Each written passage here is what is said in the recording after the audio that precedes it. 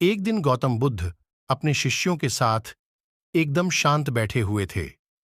उन्हें इस प्रकार बैठे हुए देख शिष्य चिंतित हुए कि कहीं वह अस्वस्थ तो नहीं है। एक शिष्य ने उनसे पूछा कि आज वह मौन क्यों बैठे हैं? क्या शिष्यों से कोई गलती हो गई है? इसी बीच एक अन्य शिष्य ने पूछा कि क्या वह अस्वस्थ हैं? पर बुद्ध मौन रहे।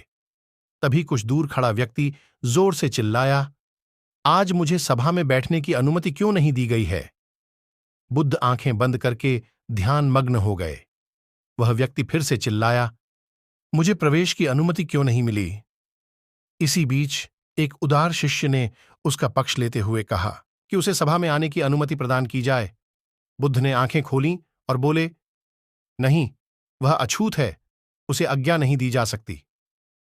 यह सुनकर शिष्यों को बड़ा आश्चर्य हुआ। बुद्ध उनके मन का भाव समझ गए और बोले, हां, वह अछूत है। इस पर कई शिष्य बोले, हमारे आश्रम में जात पात का कोई भेद ही नहीं, फिर वह अछूत कैसे हो गया? तब बुद्ध ने समझाया, आज वह क्रोधित होकर आया है। क्रोध से जीवन की एकाग्रता भंग होती है। क्रोधी व्यक्ति प्राय मानसिक हिंसा कर बैठता है। इसलिए जब तक वह क्रोध में रहता है तब तक अछूत होता है।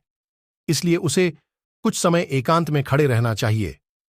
क्रोधित शिष्य भी बुद्ध की बातें सुन रहा था। पश्चाताप की अग्नि में तपकर वह समझ चुका था कि अहिंसा ही मनुष्य का महान कर्तव्य व परम धर्म है। वह बुद्ध के चरणों में गिर पड़ा और कभी क्रोध न करने का प्रण लिया। शिक्षा: आशय यह है कि क्रोध के कारण व्यक्ति अनर्थ कर बैठता है और पश्चाताप उसे बाद में होता है, जिसका कोई लाभ नहीं मिलता। इसलिए हमें क्रोध नहीं करना चाहिए।